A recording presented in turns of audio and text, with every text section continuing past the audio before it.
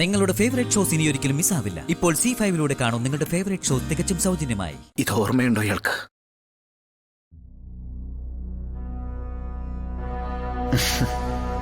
ഞാൻ ഓഫീസ് ടേബിളിൽ വെക്കാൻ പോകുന്നത് ഈ ബോർഡാ. വായിച്ചു നോക്ക്. ശാലിനി വിഷ്ണു IAS.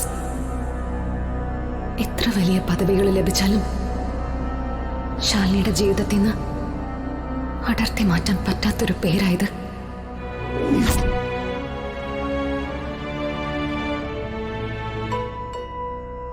വിഷ്ണുട്ടാ, നമ്മള് കാണുന്ന സ്വപ്നങ്ങളെല്ലാം വലിക്കണമെന്നില്ല. വലിക്കാഞ്ഞിട്ടാണോ ശാലിനി? ഇയാളുടെ എത്ര വർഷത്തെ കഠിനാധ്വാനം പ്രയത്നമാ. ഒടുവിൽ ഇയാളെ സ്വപ്നത്തിന്റെ തൊട്ടരികെ വരെ എത്തിയപ്പോ തട്ടിത്തെറിപ്പിക്കാന്നൊക്കെ പറഞ്ഞ ആര് തട്ടിത്തെറിപ്പിച്ചെന്നാ? വിഷ്ണുട്ടാ, ഇതിപ്പോ കളക്ടർ ആവുന്നതാണോ ഏറ്റവും വലിയ കാര്യം? ഇവിടെ ഇപ്പോ പെൺകുട്ടികളെല്ലാം ജീവിക്കുന്നത് കളക്ടറായിട്ടാണോ? വിഷ്ണുവേട്ടന്റെ ഭാര്യയാണെന്നുള്ളത് തന്നെയല്ലേ എനിക്ക് കിട്ടിയ ഏറ്റവും വലിയ ഭാഗ്യം. സത്യമെ പോലുള്ള അമ്മയും കുട്ടിക്കാലത്ത് കിട്ടാതെ പോയ അച്ഛന്റെ സ്നേഹമൊക്കെ എനിക്ക് കിട്ടിയില്ലേ? പിന്നെ കൂടെപ്പിറപ്പിനെ പോലെ ചങ്ക് പറിച്ച് സ്നേഹിക്കുന്നൊരു നാത്തൂനും, നമ്മുടെ ജീവന്റെ ജീവനായ പാറു. ഈ ലോകത്തേക്കാൾ എന്ത് വലിയ സ്വർഗം എനിക്ക് കിട്ടാനുള്ളത്? ഇതൊക്കെ വിഷ്ണുവേട്ടൻ ഇനി ഈ വിഷയം സംസാരിക്കരുത്. ഞാൻ എന്റെ മനസ്സിൽ നിന്ന് ആ സ്വപ്നം മായ്ച്ചു കളഞ്ഞു. സത്യമ്മ പറഞ്ഞത് തന്നെയാ ശരി. നിങ്ങളോടൊപ്പം ചെലവഴിക്കേണ്ട നല്ല സമയങ്ങളാ കളക്ടറായി കഴിഞ്ഞാൽ എനിക്ക് മറ്റുള്ളവർക്ക് വേണ്ടി പാഴാക്കേണ്ടി വരുന്നത്. ഞാനല്ലെങ്കിൽ മറ്റൊരാൾ കളക്ടർ ആവാനുണ്ടാവും. പക്ഷെ ഇവിടെ എനിക്കൊരു പകരക്കാരി ഉണ്ടാവില്ല വിഷ്ണുട്ടാ.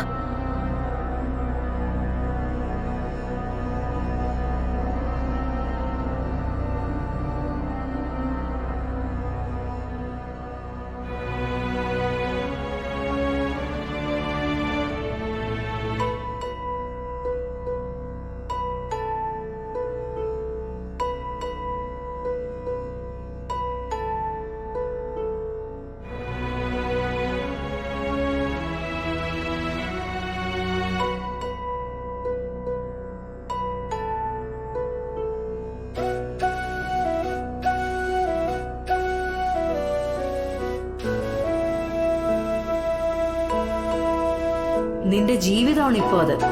നിന്റെ മാത്രമല്ല, നമ്മളെ 4 പെണ്ണുങ്ങളുടെ ഒരു കുടുംബത്തിന്റെ കച്ചിത്തുരുമ്പ്. മനസ്സിനുള്ളിൽ തെളിച്ചു വച്ചിരിക്കുന്ന ആ കെടാവിളക്ക് ഈ നിർണായക നിമിഷത്തിൽ അണച്ചു കളയരുത് നീ. 18 വർഷത്തോളം ശാരദയും മക്കളും ഒരു നാടിനു വേണ്ടി തീ ഊതിയതും കരി പിടിച്ചതും ഒക്കെ വെറുതെ ആയിപ്പോവും.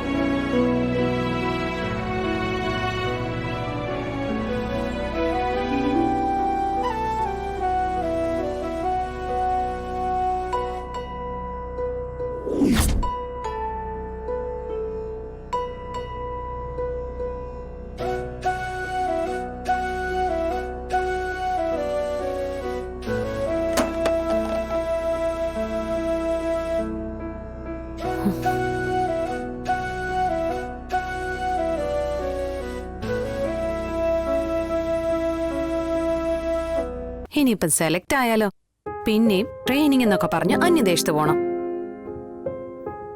ഉത്തരാഖണ്ഡില് മസൂറില്. അതെ, 1-2 ദിവസമല്ല, 2 വർഷം. അത്രയും നാളും വിഷ്ണുവേട്ടനെയും പാറുക്കുട്ടിയൊക്കെ കാണാതെ ഞാൻ എങ്ങനെ അമ്മയെ പിടിച്ചു നിൽക്കുന്ന? അതിലും ഭേദം ഞാൻ ജയിലിൽ കിടക്കുന്നതല്ലേ.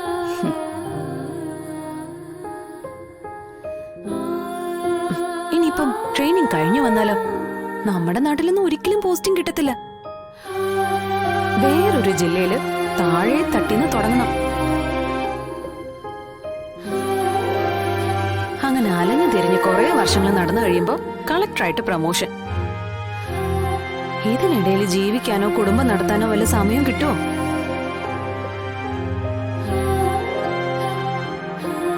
സത്യം പറഞ്ഞാലേ ഇതെങ്ങനെയെങ്കിലും തലേന്നൊന്ന് ഒഴിവാക്കണമെന്നുള്ള ആഗ്രഹത്തിലായിരുന്നു ഞാനും. പക്ഷേ ആ സ്വപ്നവും കണ്ടോണ്ടിരിക്കുന്ന അമ്മയോട് ഞാനിത് എങ്ങനെ പറയാനാ?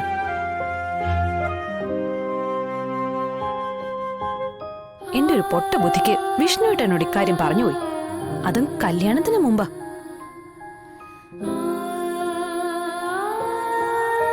സത്യം പറഞ്ഞാലേ ഇതെങ്ങനെയെങ്കിലും തലേന്നൊന്ന് ഒഴിവാക്കണമെന്നുള്ള ആഗ്രഹത്തിലായിരുന്നു ഞാനും. പക്ഷേ ആ സ്വപ്നവും കണ്ടോണ്ടിരിക്കുന്ന അമ്മയോട് ഞാനിത് എങ്ങനെ പറയാനാ?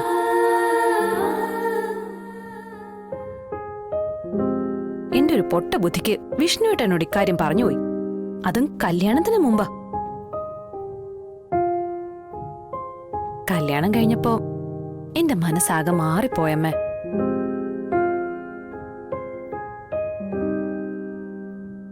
കുടുംബത്തിനുള്ളിൽ ഒതുങ്ങിക്കഴിയുന്നതാ സന്തോഷമെന്ന് എനിക്ക് മനസ്സിലായി.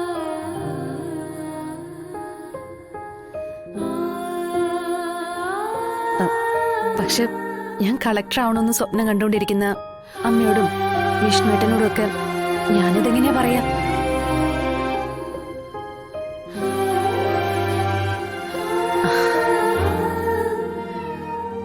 സത്യം പറഞ്ഞ സത്യാമ്മ എനിക്കൊരു രക്ഷയായി. നിങ്ങളോടൊക്കെ ഇക്കാര്യം എങ്ങനെ പറയണമെന്നോർത്ത് വിഷമിച്ചിരിക്കുകയായിരുന്നു ഞാൻ.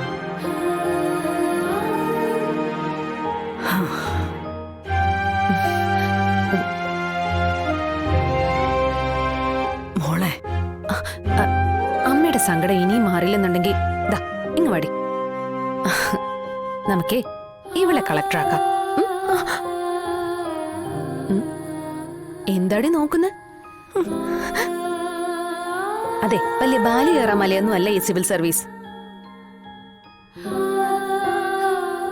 നിന്റെ കുഞ്ഞേച്ചിക്ക് 2ാം റാങ്ക് കിട്ടാന്നുണ്ടെങ്കിലേ നിനക്കും പാസ്സാവും സിവിൽ സർവീസ്.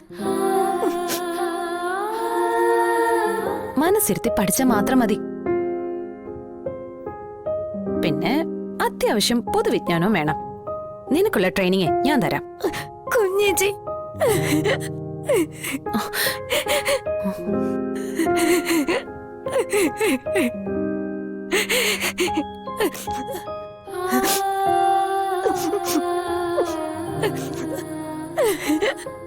എടി,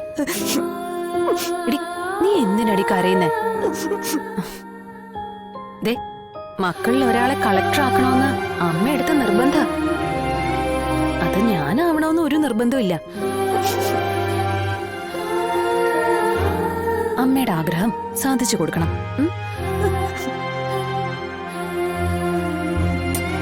അച്ഛ, ഒന്ന് പറഞ്ഞു കൊടുക്കച്ച.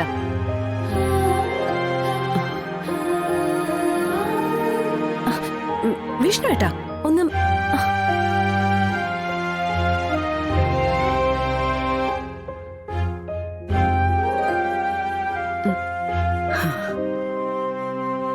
ഞങ്ങൾ ഇറങ്ങുക. എന്റെ മോൾ ഇനി അഭിനയിച്ച് തളരണ്ട.